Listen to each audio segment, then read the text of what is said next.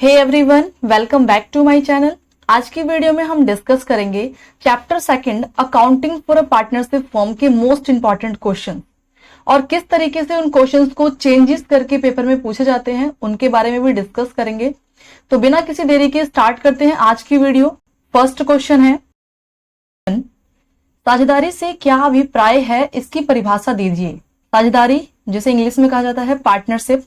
तो पार्टनरशिप का मतलब है जब दो या दो से ज्यादा पार्टनर मिलके किसी बिजनेस को स्टार्टअप करते हैं और उनका मेन मोटिव क्या होता है, प्रॉफिट अर्निंग का। मतलब प्रॉफिट अर्न करने के पर्पज से उन्होंने बिजनेस सेटअप कर रखा है और उस बिजनेस में मेंबर कितने हैं, मिनिमम 2 और मैक्सिमम 100।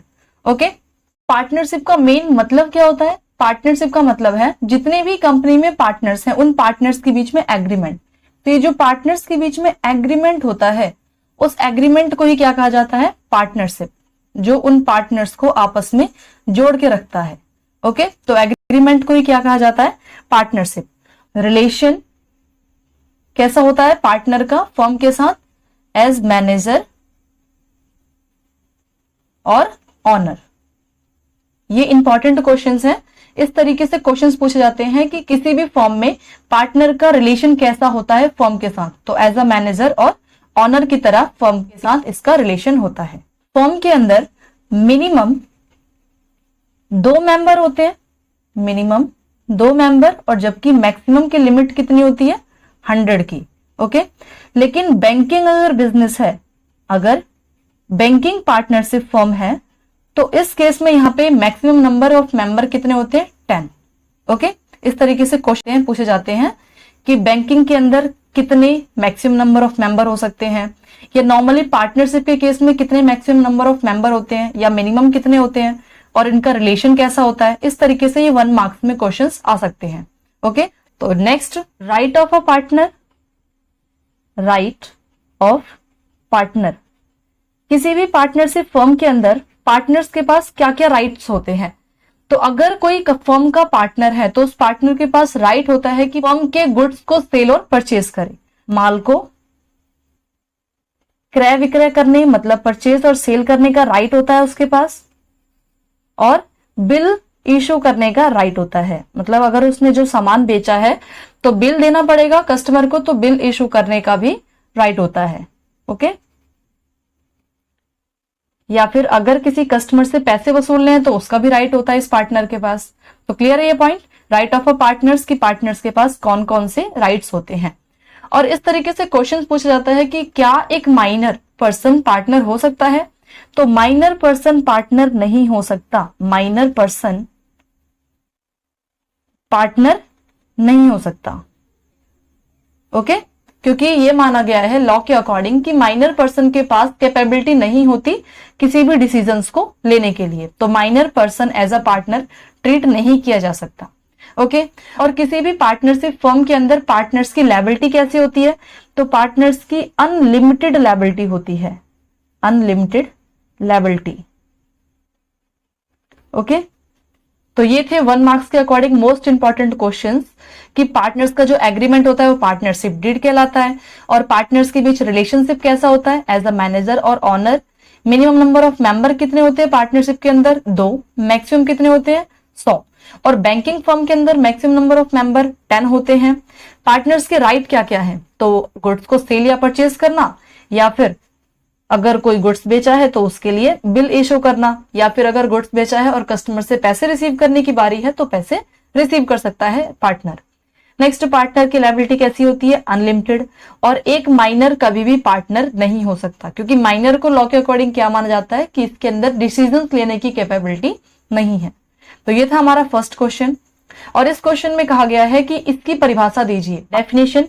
तो कंपनीज एक्ट, कंपनी एक्ट 1932 के अकॉर्डिंग पार्टनरशिप का मतलब क्या है, एक एग्रीमेंट। ओके, पार्टनरशिप का मतलब क्या है, एक एग्रीमेंट। और पार्टनरशिप क्यों की जा रही है, क्योंकि हमें प्रॉफिट कमाना है, एक हमारा बिजनेस एग्जिस्ट कर रहा है जिसको चला के प्रॉफिट कमाया जाएगा। तो कंपनीज एक्ट 1932 के अकॉर्डिंग पार्टनरशिप का मतलब है एक समझौता जिसके अंदर कुछ मेंबर्स मिलके एक बिजनेस सेटअप करते हैं और उस बिजनेस का मोटिव क्या है, प्रॉफिट अर्निंग। ओके तो ये था हमारा फर्स्ट क्वेश्चन, और इससे रिलेटेड किस तरीके से क्वेश्चन चेंजेस करके पूछे जाते हैं पेपर में, उन सबको हम डिस्कस कर चुके हैं। तो आई होप आपको क्लियर हो गया होगा। नेक्स्ट क्वेश्चन,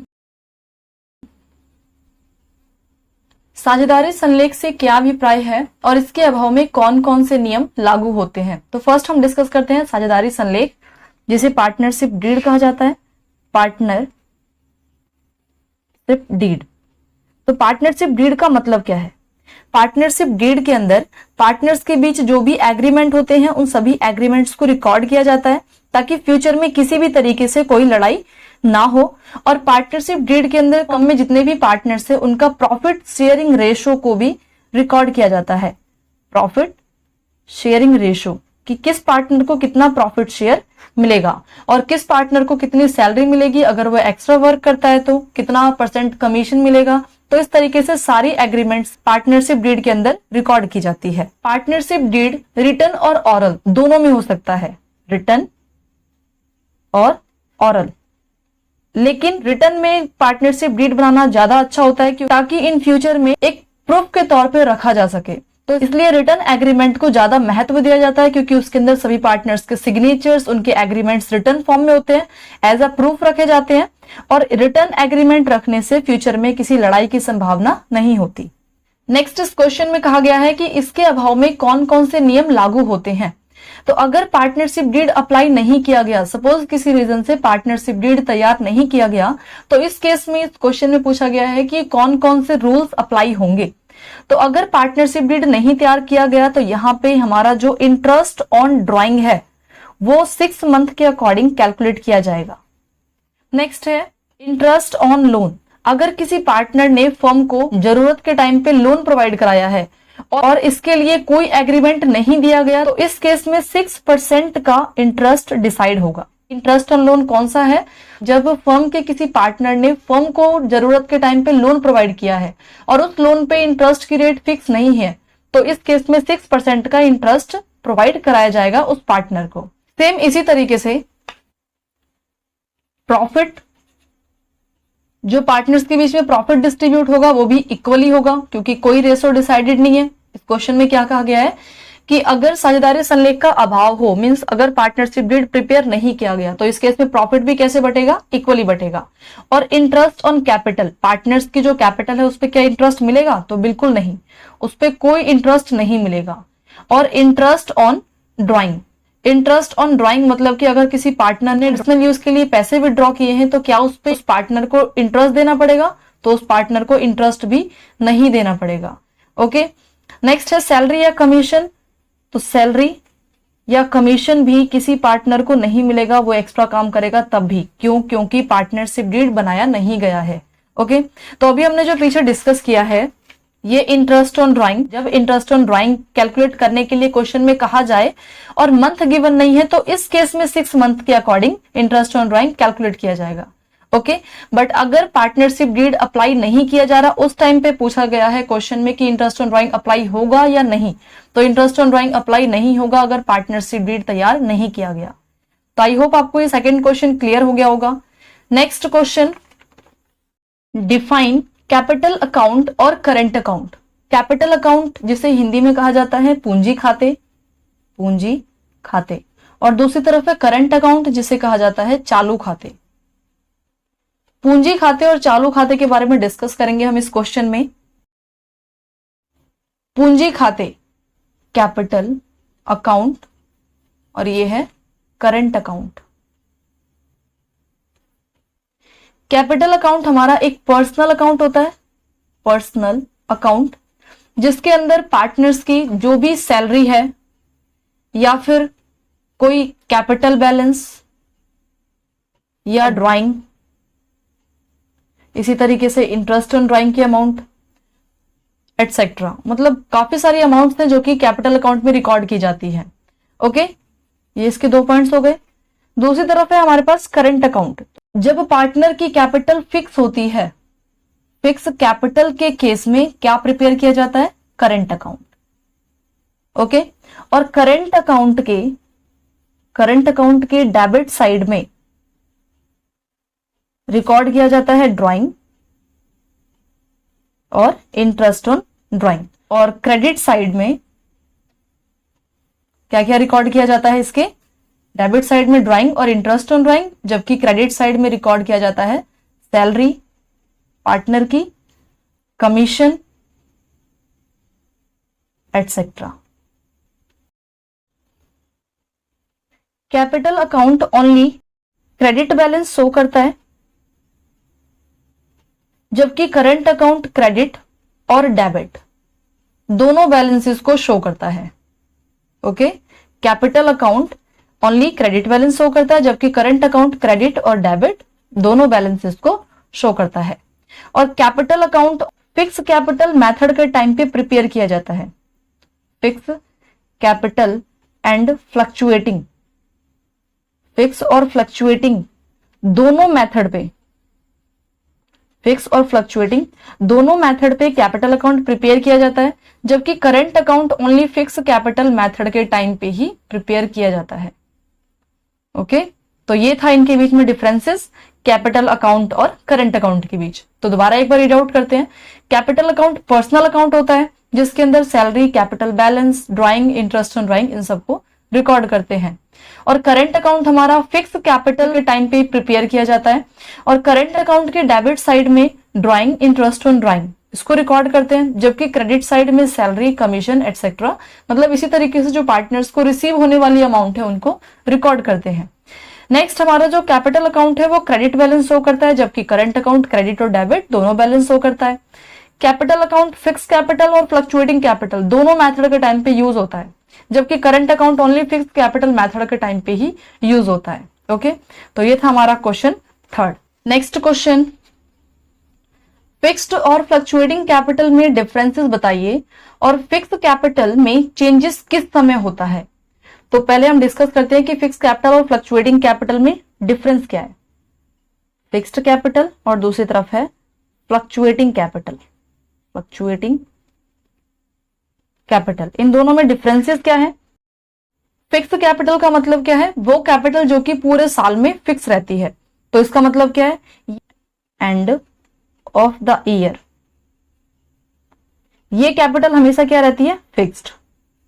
ओके, जबकि फ्लक्चुएटिंग कैपिटल का मतलब क्या है? चेंजेस वाली कैपिटल। तो एंड ऑफ द ईयर तक, एंड ऑफ द ईयर ये कैपिटल चेंज होती रहती है। ओके, इस कैपिटल में चेंजेस आती रहती है। अब चेंजेस का मतलब है इंक्रीज भी हो सकती है कैपिटल या फिर डिक्रीज भी हो सकती है। ओके, कैपिटल बढ़ भी सकती है और कैपिटल घट भी सकती है। और फिक्स कैपिटल मेथड के टाइम पे कैपिटल अकाउंट और करंट अकाउंट दोनों प्रिपेयर किया जाता है, जबकि फ्लक्चुएटिंग कैपिटल मेथड के टाइम पे ओनली कैपिटल अकाउंट को ही प्रिपेयर किया जाता है। ओके, तो ये था इनके बीच में डिफरेंसेस। नेक्स्ट इसी क्वेश्चन में पूछा गया है कि फिक्स कैपिटल में चेंजेस किस समय होता है। फिक्स कैपिटल का मतलब क्या है? वो कैपिटल जो कि पूरे साल भर फिक्स रहने वाली है, मतलब सेम रहेगी, लेकिन फिर भी इस क्वेश्चन में पूछा है कि उसमें चेंजेस अगर करना हो तो किस टाइम पे उसमें चेंजेस हो सकती है। तो इसका आंसर रिकॉर्ड करते हैं। When a new partner admit, जब फर्म में कोई नया पार्टनर आएगा तो वो अपने साथ कैपिटल लेके आएगा। When a new partner admit, और फर्म की कैपिटल इंक्रीज हो जाएगी, मींस चेंज हो जाएगी। ओके, तो फर्स्ट केस ये। नेक्स्ट, अगर कोई ओल्ड पार्टनर रिटायरमेंट ले ले तो when old partner is retired, retirement ले ले या फिर उसकी डेथ हो जाए तो इस केस में फर्म में से कुछ कैपिटल घट जाएगी, तो यहां पे फर्म का कैपिटल रिड्यूस हो जाएगा। तो इसमें क्या कहा गया है कि किस कंडीशंस में फिक्स कैपिटल में चेंजेस आती है। तो फर्स्ट यहां पे हमारे पास है जब कोई पार्टनर एडमिशन लेता है या फिर कोई पार्टनर रिटायरमेंट लेता है। ओके, नेक्स्ट क्वेश्चन, ड्राइंग से आपका क्या अभिप्राय है।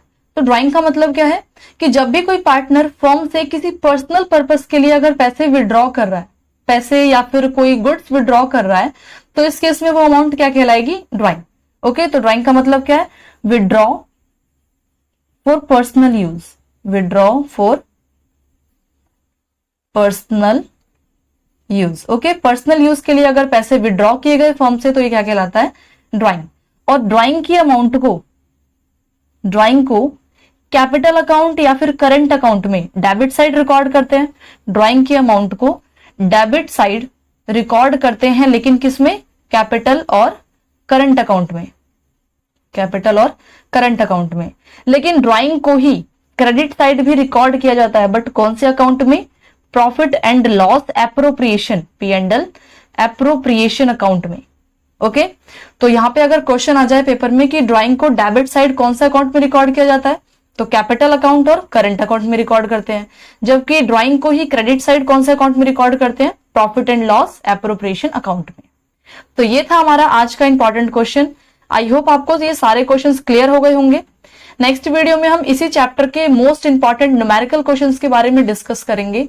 अगर आपको इन क्वेश्चन से रिलेटेड कोई भी डाउट हो तो आप कमेंट सेक्शन में कमेंट करें, और अगर आपको ये वीडियो हेल्पफुल लगी हो तो इस चैनल को सब्सक्राइब करें, इस वीडियो को लाइक एंड शेयर करना ना भूलें। Thanks for watching.